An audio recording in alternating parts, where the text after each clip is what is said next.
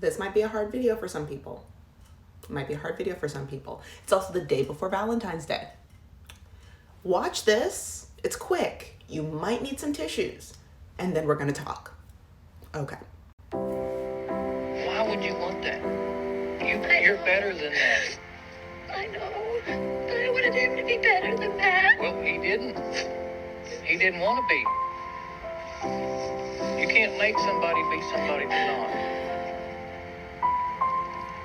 Okay.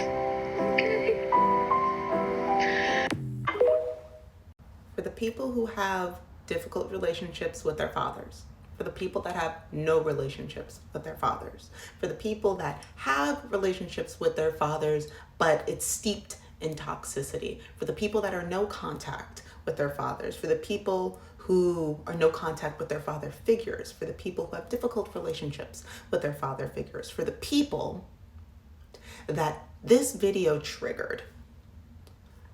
Let's talk.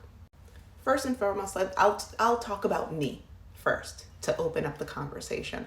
I don't have a relationship with my dad. I don't want a relationship with my dad. I have amazing father figures in my life, and I have had them throughout my life. Not the same father figures, but different ones for different monumental moments in my life, looking back retrospectively.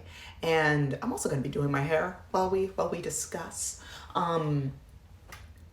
Yeah, and I was able to have this kind of sit down talk with somebody early enough in a way that I could understand it before I had a heartbreak. When she said I wanted him to be better than that, I felt that. And I think that this, because yes, I understand that Valentine's Day is tomorrow. I get it. I also think that the lessons, okay, we're back. I think that the lessons in the two key phrases in here, the first one being, I wish that he was better than that, or something along those lines. These transcend just romantic relationships. We could wish our dads were better than who he actually was. We can wish that our partners were better than who they actually were, regardless of gender. The idea of somebody can far surpass their reality, and we can have expectations for the idea of them that their reality could never measure up to. And there's a lot of mourning that's involved with that, especially if we become emotionally invested in the idea of them, and then the reality of them hurts us. I should not have started with that braid. It makes more sense for me to start with this one, duh. And this is a phrase that arguably most of us have heard at some point in our lives. You can't make somebody be somebody they're not. Dad swooped in this video with just the gentlest tone and a nice teaspoon worth of reality. And I think I've mentioned this in other videos, but just in case, I'm gonna say it here. When you are looking at at potential, you are not seeing that person.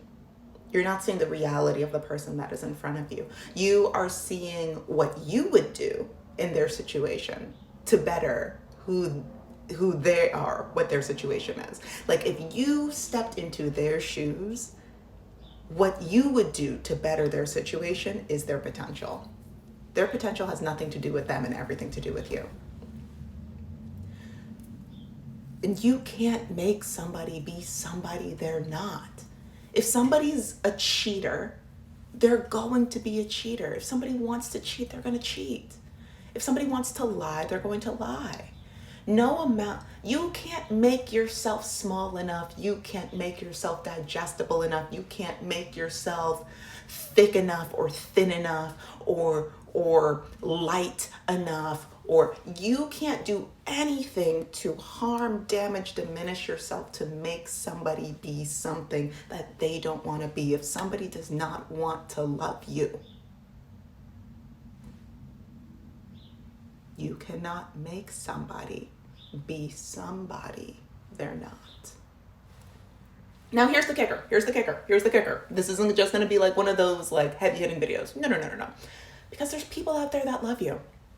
There are people out there that love you. And as somebody, listen, am I a lover girl? I'm a Libra sun.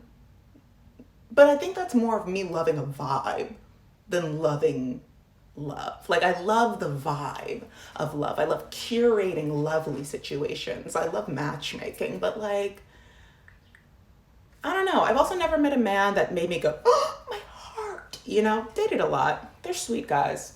Take them or leave them, you know? But there's a lot of love in the world. There's a lot of lovely people in the world. There's a lot of friendship. Oh my God, there's an abundance of friendship in the world. There's an abundance of found family. There's an abundance of new connections. There's an abundance of people that will make your heart soar and want to go to brunch with you on a random Tuesday when you're both out of work. There's a bunch of people that maybe you haven't met yet, but at some point will be like, hey, I've got some extra time. Do you want to go on a trip? Mind you, Sagittarius Venus, I'm always planning something. Like, that's my love language, right? Let's do something spontaneous. Let's do something fun. Let's go somewhere, right? That's me. It's not everybody. If you're an astro girl and you kind of want to know what that is, look at your Venus sign. It tells you so much about your specific love language. Forget the five. But anyway, sorry, circling back. And the amount of shades, colors, varieties, sizes, textures that love comes in this world, I think we all pay way too much attention on romantic love. I think there's too much investment in Hollywood on romantic love and all of these self-help books to help you find your man and all of these relationship podcasters and dating coaches. Romantic love, yeah, I'm sure it's wonderful. I think we're putting too much focus on it. I think we're putting far too much focus on it as a society. I mean, this entire holiday is kind of an homage to saying it's just you and me against the world. How individualistic is that? Two people against the world. Like, sure, there's a couple of stories where that's their reality, but like, community love, one person, the idea of investing your all into one person, you and me against the world, as opposed to, hey, I can love you in a special kind of way, but I have my community. I have my friends. I have my family. There's so much love. We have an infinite capability of love. It doesn't run dry. We don't run out of it. Parents that actually want to parent multiple kids and love multiple kids. You don't have one kid and then you get pregnant and go, oh my goodness, I gotta cut my love in half. You grow more love.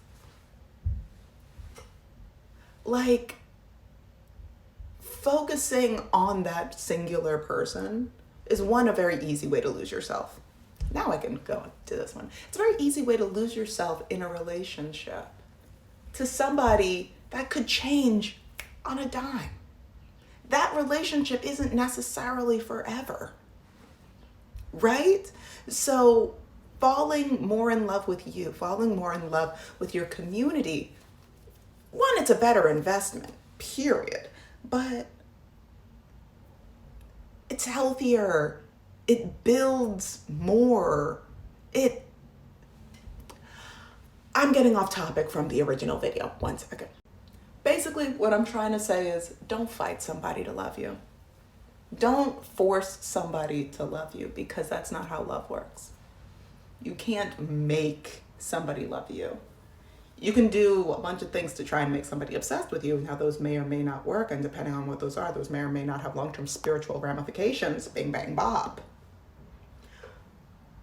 But you can't make somebody be somebody that they're not. So, if you open your peripheral enough, if you open your mind, if you open your heart enough, there are people that will love you. There are people that do love you. I'm not even gonna say probably. There are people that do love you already. Just gotta open your mind and open your heart to them. That's all. Like, people talk down about Valentine's Day, and I really don't understand why. Talking about like, oh, it's such a single holiday. You don't have to be single to celebrate Valentine's Day.